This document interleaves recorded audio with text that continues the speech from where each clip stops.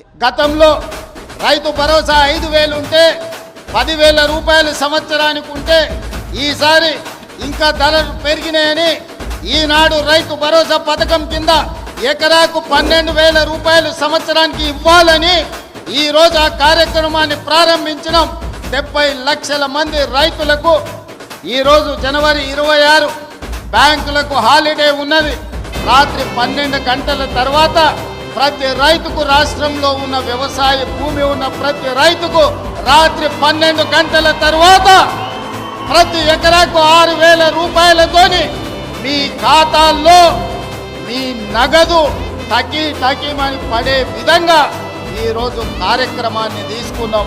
ఇందిరమ్మ ఆత్మీయ భరోసా కార్యక్రమాన్ని భూమి లేని నిరుపేదలకు, ఉపాధి హామీ పథకంలో పనిచేస్తున్న వాళ్లకు ఖచ్చితంగా సంవత్సరానికి 12,000 రూపాయలు ప్రతి కుటుంబానికి ఇవ్వాలని, ముఖ్యంగా దళితులను, గిరిజనులను, ఆదివాసులను, బలహీన వర్గాలను ఆదుకోవడానికి పథకం తీసుకొచ్చినాం.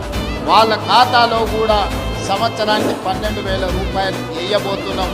వాళ్ళ నగదు కూడా రాత్రి 12 గంటల తర్వాత బదిలీ కాబోతున్నానని చెప్పి నేను ఈ సందర్భంగా తెలియజేయదలుచుకుంటున్నాను.